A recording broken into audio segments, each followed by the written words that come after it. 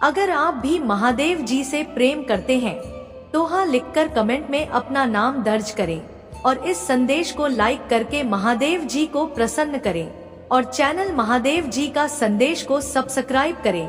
भाग्यशाली संख्या 888 टाइप करें। मेरे बच्चे, आज के इस संदेश तुम्हारे लिए इतनी बड़ी खुशखबरी है कि तुम खुशी से झूम उठोगे। खुशखबरी ही कुछ ऐसी है, तुम्हारे लिए कुछ बड़ा हिस्सा बन चुका है और तुम्हारा बुरा समय जो चल रहा था वह समय समाप्ति की ओर है, क्योंकि तुम्हारे ऊपर तुम्हारे प्रभु भोलेनाथ का आशीर्वाद है, जिससे तुम्हारे घर में अब खुशियों की बौछार आने वाली है। तुम्हारे घर में किलकारियां गूंजने वाली है। तुम्हारा वह सारा सपना सच होने वाला है जो तुमने कभी सोचा था। मेरे बच्चे, तुमने दूसरों को देखा था कि मैं भी एक दिन ऐसा कुछ करूंगा, और वह सारी चीज तुम्हारे प्रभु भोलेनाथ सुन रहे थे। और अब वह समय आ गया है कि तुम्हें भोलेनाथ खुश करने वाले हैं। भोलेनाथ की कृपा तुम्हारे ऊपर सदैव बनी रहे, इसलिए इस दिव्य संदेश को एक लाइक जय भोलेनाथ अवश्य लिखें।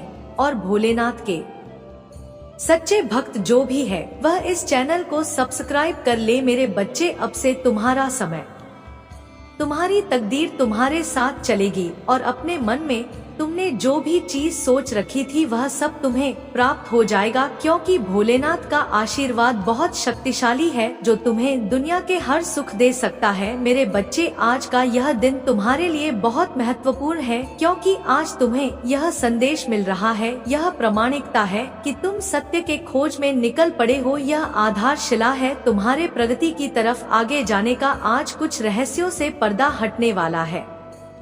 आज तुम्हारे जीवन में एक नई शुरुआत होने वाली है, ऐसी शुरुआत जो तुम्हारे जीवन की रूपरेखा को बेहतर कर देगी। मेरे बच्चे, तुम्हारा जीवन बहुत से दुविधाओं से घिरा हुआ है, लेकिन अब दुविधा का समय समाप्त हो रहा है। इसलिए तुम्हें इस संदेश को पूरा अंत तक सुनना है, चाहे परिस्थिति कैसी भी हो। तुम्हें किसी भी हाल में इस संदेश को बीच में छोड़कर जाने की भूल नहीं करनी है। जो सत्य तुम्हें पता चलने वाला है, इस सत्य को तुम्हें बहुत ही पहले पता हो जाना चाहिए था, लेकिन ऐसा नहीं हो सका। इसलिए मेरे बच्चे, आज नेति ने यह तय किया है कि तुम्हारी दूरी को खत्म कर दिया जाए और तुम अपना सत्य जानने को जैसे पहले उत्सुक रहे हो उसे समाप्त कर रहस्य को खोल दिया जाए। जिस सत्य की तलाश तुम बहुत पहले से ही कर रहे थे, आज वह तुम्हें पता लग ही जाना चाहिए। मेरे बच्चे, तुम एक बहुत ही मूल्यवान अमूल्य हीरे के समान व्यक्ति हो। तुम वास्तव में एक तपस्वी हो, एक ऐसे तपस्वी जो इस भौतिक जगत में रहते हुए भी कहीं ना कहीं आधारभूत रूप से इससे भिन्न हो। तुम ज्ञान की खोज प्राप्त करने वाले व्यक्ति हो। तुम एक ऐसे व्यक्ति हो जो इस संसार की सभी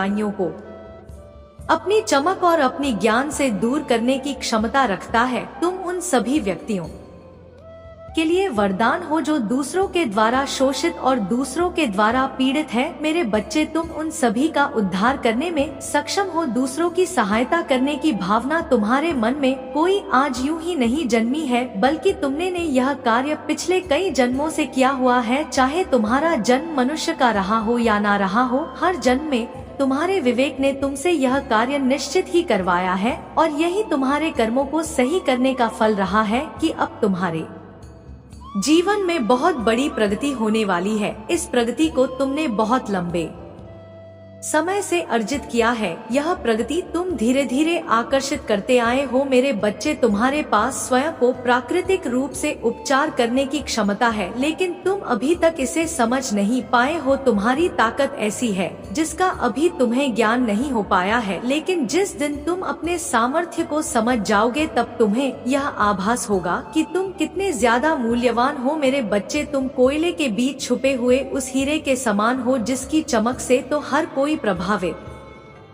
होता ही है, साथ ही उसके गुण अन्य कोयले से बहुत भिन्न होते हैं, किंतु उसका मूल्य यदि सही जगह पर ना लगाए जाए तो वह कोयले से ज्यादा मूल्य से बिक नहीं सकता। तुम वही हीरे हो जो इस गलत जगह पर फंसे हुए हो। तुम्हारा मूल्य लगाने के लिए कोई असली जौहरी हो तो ही यह कारगर हो सकता है। मेरे बच्चे, यदि मनुष्य गलत जगह पर फंसा हुआ होता है तो वह अपने सामर्थ्य को पहचान नहीं पाता, वह अपने साहस को समझ नहीं पाता है। जिस तरह से यदि एक बांस के बच्चे को कौवे के झुंड में बचपन से ही छोड़ दिया जाए और उसे शिक्षा दी जाए जैसा कौवे सीखते हैं, तो वह स्वयं को भी कौवा ही समझने लगेगा, लेकिन वास्तविकता में क्या वह उसके समान ही होता है? वास्तविकता में क्या वह ऊंची उड़ान उड़ नहीं सकता है? ऐसा नहीं है, क्योंकि बाज सदैव ऊंची उड़ान भरने के लिए ही होता है। लेकिन मेरे बच्चे, जैसा उसका परवरिश होता है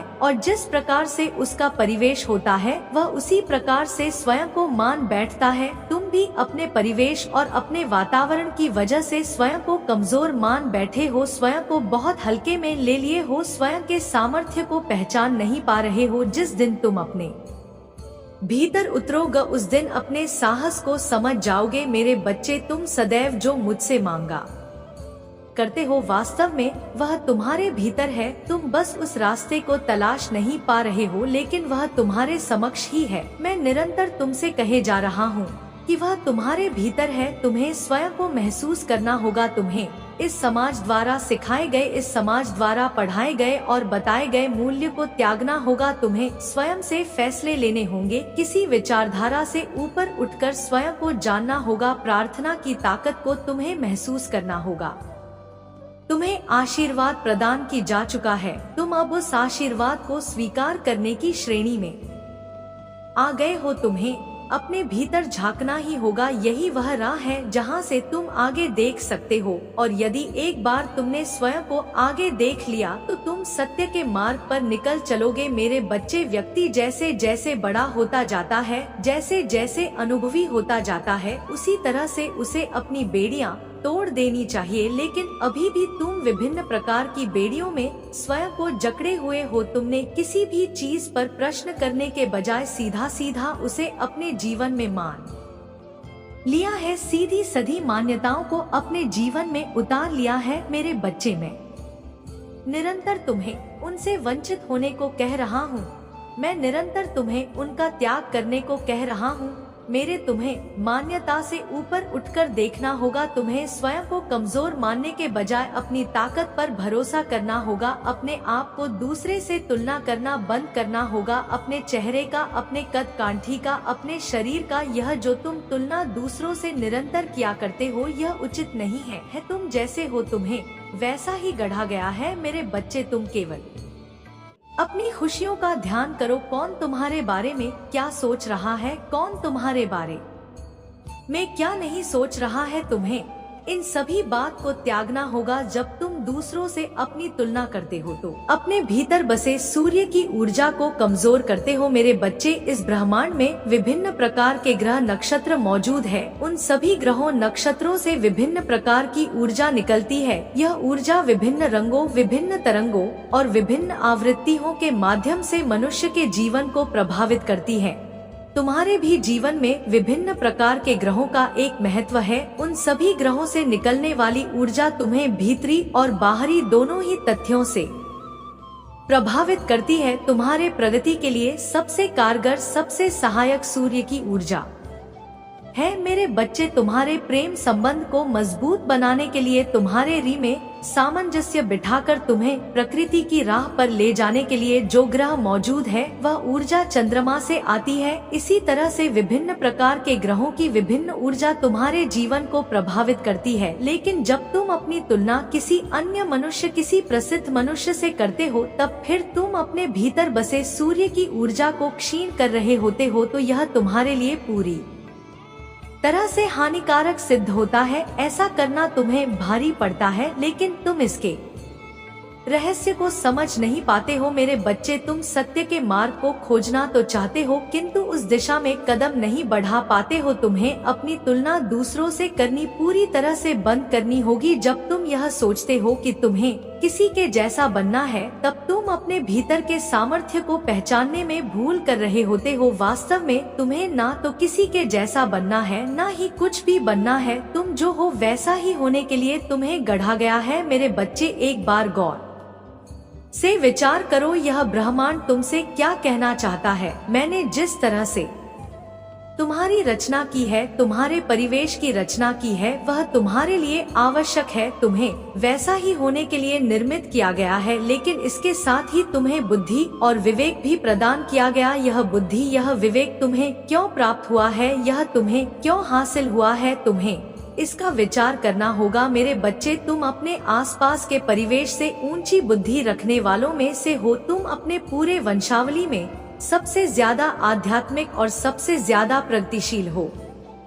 यदि तुम केवल अपने आप को धन के महत्व से लो तो तुम बहुत पीछे रह जाओगे। तुम्हें धन और भौतिक वस्तुओं से ऊपर उठकर सोचना होगा जो तुम्हें दिया गया है। तुम्हें उस ताकत को समझना होगा और उस ताकत के दम पर ही तुम उन भौतिक वस्तुओं को भी हासिल कर लोगे। लेकिन तुम्हें अपनी ताकत को समझना है कि वह क्या है जो तुम्हें सिद्धि और प्रसिद्धि दिला सकती है। मेरे बच्चे, जिस कार्य में तुम्हारा बिल्कुल भी मन नहीं लगता है, तुम उसमें बेवजह फंसे हुए हो। तुम सही मार्ग की तलाश नहीं कर पा रहे हो। कारण यह कि तुम अपने आप को विभिन्न मान्यताओं से बांध रखे हो, चाहे वह धन को लेकर हो, चाहे वह तुम्हारे कार्य क्षेत्र को लेकर हो। तुम उन सभी से स्वयं को बांध चुके हो। तुम्हें अपने आप को उनसे मुक्त करना होगा। जब तक तुम स्वयं को मुक्त नहीं कर लेते, तुम प्रगतिशील नहीं हो सकोगे और तुम्हें प्रगति को अपने जीवन में उतारना है। तुम्हें नीति के रहस्य को समझना है। मेरे बच्चे, आज यह संदेश तुम्हें उस उद्देश्य की पूर्ति के लिए भेजा गया जिस उद्देश्य को पूर्ण करना तुम्हारा वास्तविक उद्देश्य, तुम्हारा असली मकसद है। तुम विभिन्न प्रकार के कौशल को